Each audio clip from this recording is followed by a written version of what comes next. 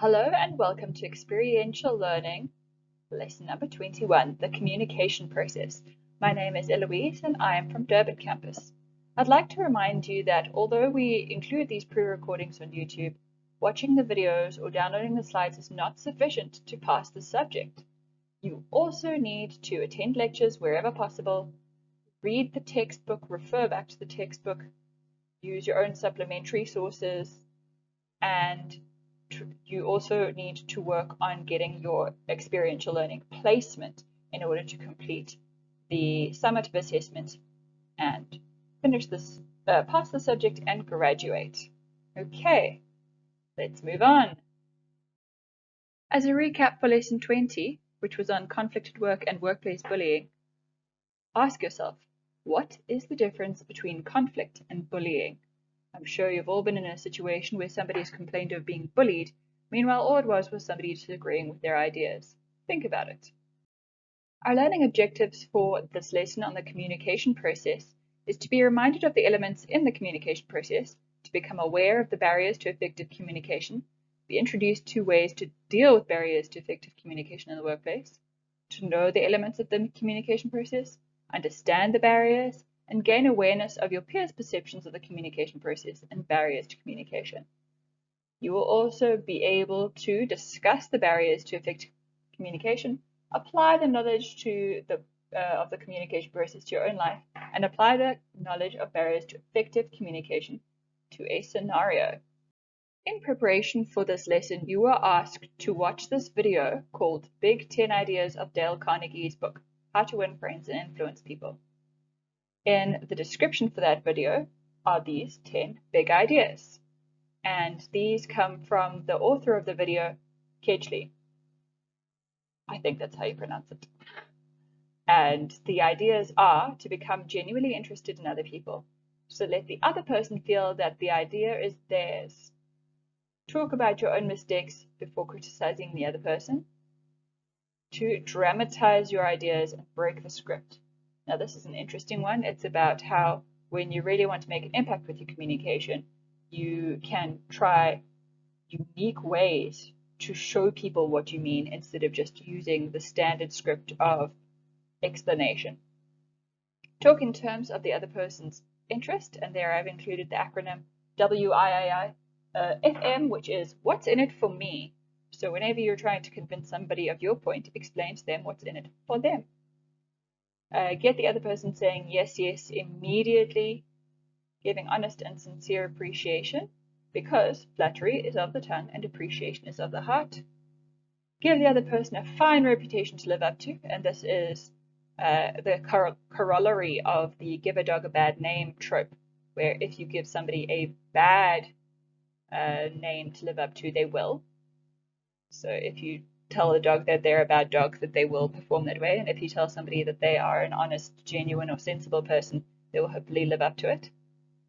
Identity, the power of I am, and that speaks to the previous idea, where if you think of yourself as a hardworking, lucky, helpful, kind, genuine person, then you will also be able to live up to it.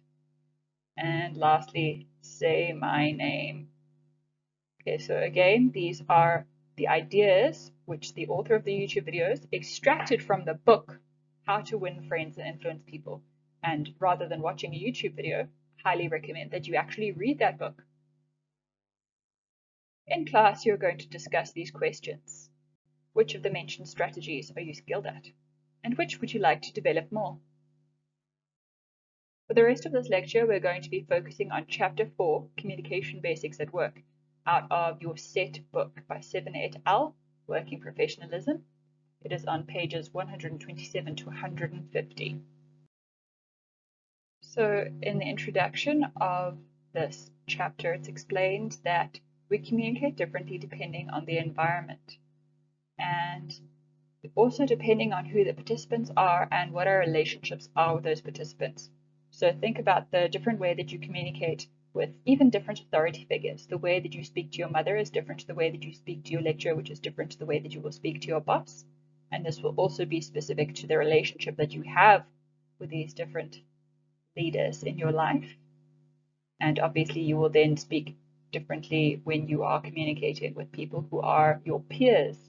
So that is your colleagues, your friends, your siblings. And also will depend where you are when you're sending these messages. If you're talking to your friends in public, you will speak in a very different way than when you're speaking to your friends one-on-one in privacy. At work, our communication can be via formal or informal channels and be influenced by where we fall in the hierarchy of communication participants. So if you are in a meeting, that is formal communication, and if you are at the bottom of the hierarchy, then you are most likely going to be quiet until somebody asks you to speak. Whereas if you are chairing a meeting, then you are the one who is going to be asking other people to speak and asking them also to move on to the next topic. So then an informal setting at work might be just checking in with your supervisor about when something is due or something of that sort. This idea should be the most easy to relate to if you're studying marketing or advertising. So internal communication is between the members of an organization. And so that could be between management and staff, between staff members themselves, management meetings and things like that. The point of the communication is to provide instruction, feedback, and necessary information for people to do their jobs and make decisions. It facilitates coordination and cooperation. So internal communication is fundamental to the organization working. External communication is an entirely different thing. It's between the organization and external stakeholders. So if you are an investment firm, you might send information to your investors. But if you are an advertising agency, then you would be sending messages to potential clients and customers. So, as I said, it includes messaging for clients and customers. And it's necessary to acquire maintenance technicians and suppliers as well if you are addressing external stakeholders.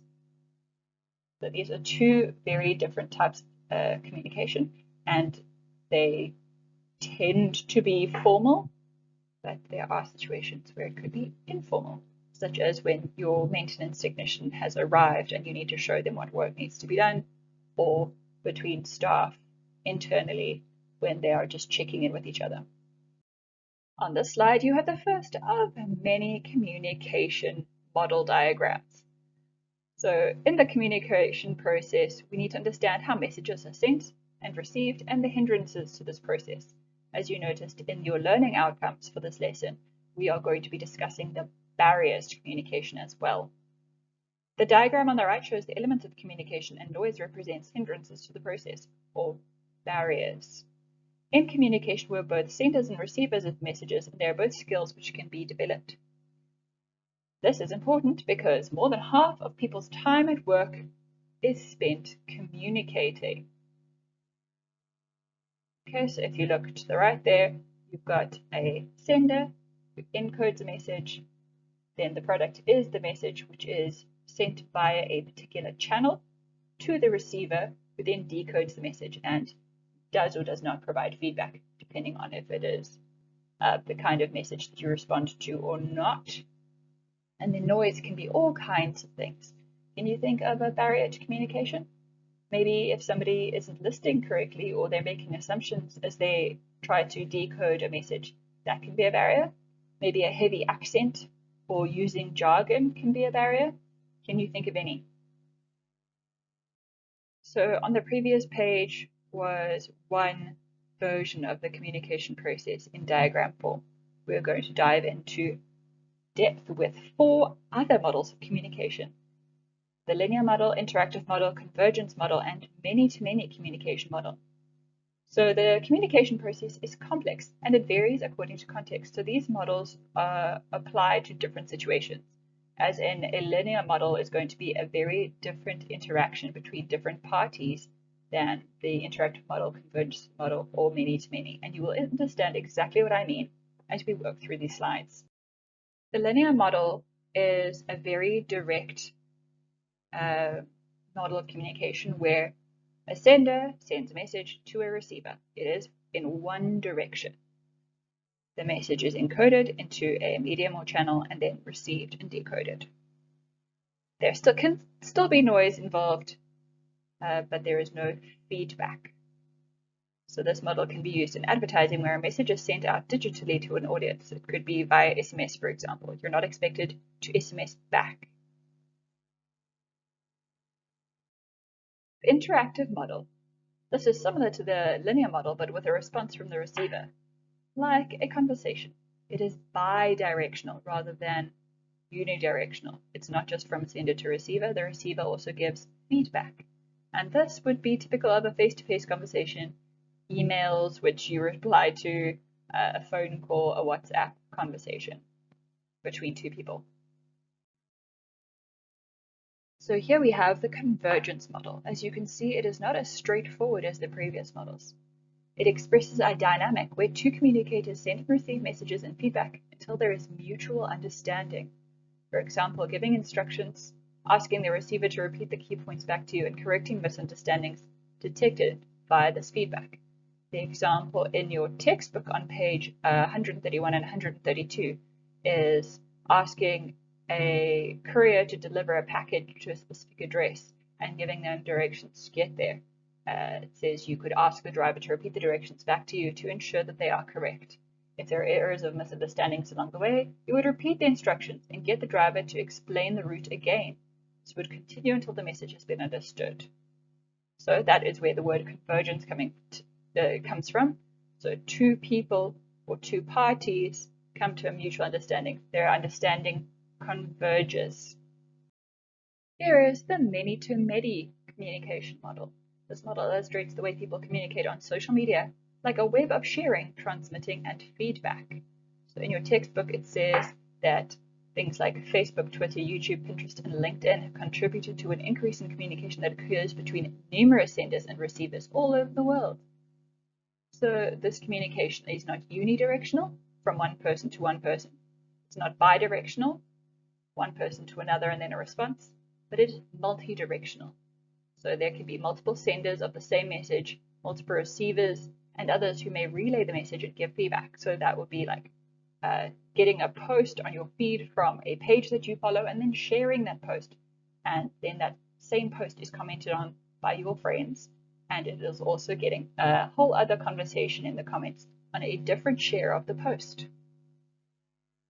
In this kind of web, one person can merely be a receiver. That's colloquially known as a lurker, somebody who is on social media, not posting, not sharing, not interacting, but just receiving messages. As you can see, it is quite complex, but it is definitely something to consider if you are in advertising or marketing, because you will participate in trying to make posts go viral. And then the aim is to get as many receivers as possible. And your textbook gives the example of Nando's placing humorous advertisements in their media. Okay. So just as the people that you are communicating with and the hierarchy within that interaction is going to affect the way that you communicate, also your environment will affect the way that you communicate. You can find this information on page 135 of your textbook regarding physical environment, socio-cultural environment, organizational or corporate culture, psychological environment, economic environment, and technological environment. So very briefly, the physical environment is basically where you are physically and how that impacts the way that you can communicate. Maybe there's a lot of noise, maybe the air quality is making you cough, maybe there is glare, which makes it difficult to communicate via a Zoom call. Your sociocultural environment is the convergence of people from varying cultures, the way that they communicate, their beliefs, their worldviews. Some of them find particular words offensive while others do not. And this is something that you might have to navigate. We have talked about cross-cultural communication before, and I'd like you to just recall that. Organizational or corporate culture is influenced by things like whether the particular organization prefers face-to-face communication or online communication. It will be determined by whether they have large power distance, where you are not supposed to talk to or even make eye contact with people who are in positions of power, or if everyone treats each other as an equal. and all kinds of things like that. Ideally, you would have a hierarchy at your disposal so that you know who you're supposed to talk to about what.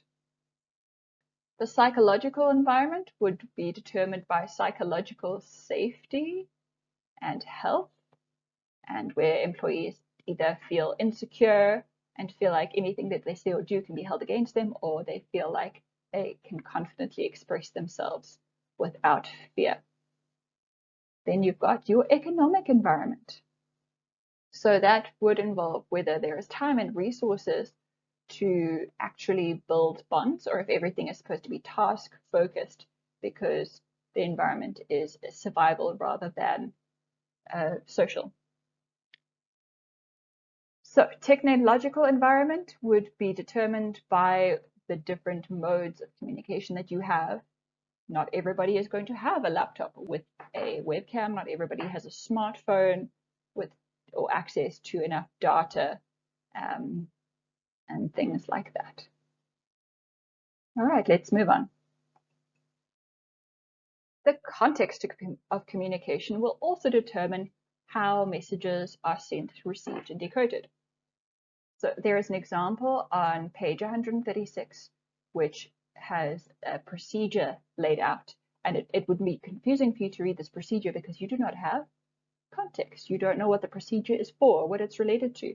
And sometimes this will come into play when you're sent an email that you don't know what it's about, but something sounds urgent, but you don't know what exactly. So context matters. Context is about more than just background information. It also has to do with the physical context and things like that. But let's focus on the informational context. Exact words can have different meanings depending on the context of a message.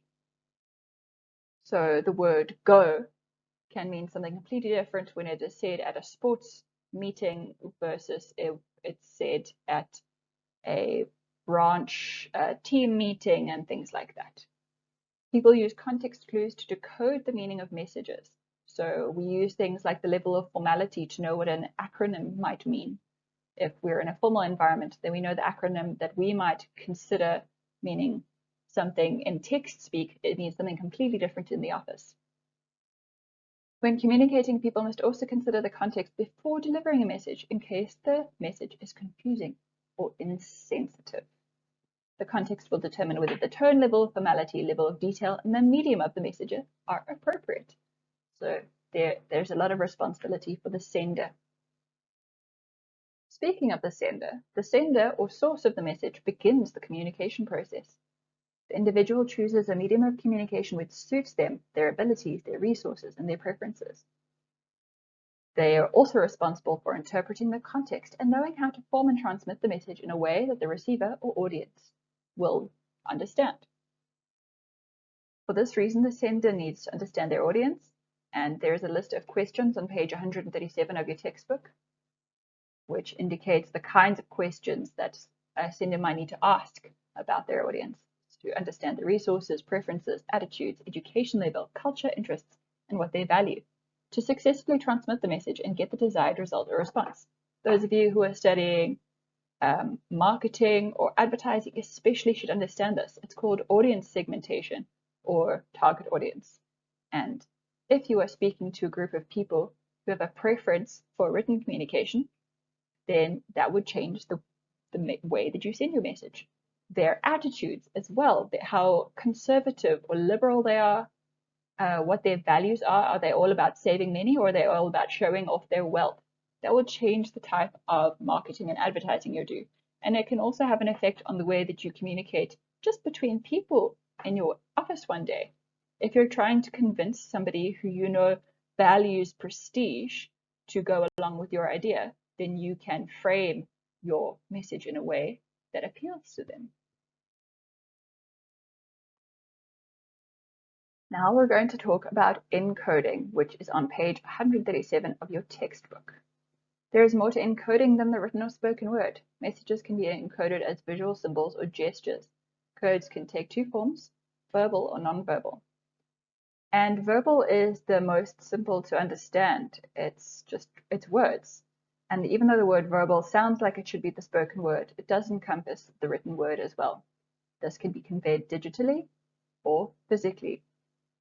So you can give people a piece of paper with words written on it, send it to them by post, or write a message on a whiteboard for them to respond to, or you can send a message digitally, so a WhatsApp, an email, a advert even.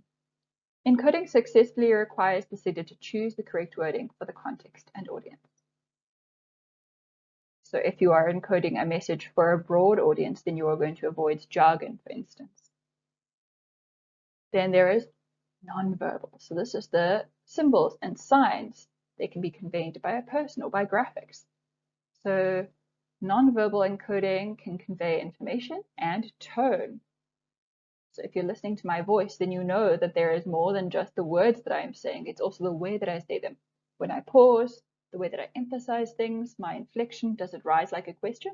Does it fall like a statement? It can also include things like appearance. When your lecturers walk into the classroom, does their appearance convey a message? It should. It should convey the message that they know what they're talking about. It can also be encompassed by gesture, by eye contact, by the tone of somebody's voice, by images, diagrams, formatting, and graphic symbols. And that is going to be very important for you when you are doing things like creating a LinkedIn profile or a CV, because your formatting and graphic symbols will indicate something. There is an in-depth table of nonverbal communication, which spans from page 138 to 139 in your textbook. So if any of those are particularly interesting to you, I'd suggest going for a deep dive there. But since we're over 20 minutes, I'm not going to do a deep dive. The message is the content which is encoded by the sender. The message is transmitted with a goal or objective. For example, you, the sender, might want to inform or persuade the receiver of the message. You might want to get information from them. You might want to bond with someone or entertain somebody or an audience, or you might want to provide feedback or change behavior, for instance, if you are in a leadership position. So every single time that you are encoding a message, you need to consider the context and the prior knowledge that the receiver has, your reason for communicating, as listed above, and this will all influence the content of the message, the way that you frame things and word things. So medium or channel can get quite technical. It's basically the way that the message is transmitted.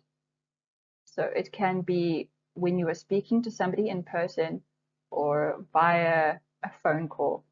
It can be a printed page. It can be a printed advert within a publication. It can be a signpost. It can be a poster stuck on a wall. It can be a fully animated TV broadcast. The medium is influenced by the factors shown in silver blocks, with more details on page 142 to 144. So the resources, that's the available resources of the sender. It's impossible for me to send you a fully animated TV broadcast explaining the point of this lecture. I do not have those resources. Then there's also the resources of the receiver to consider.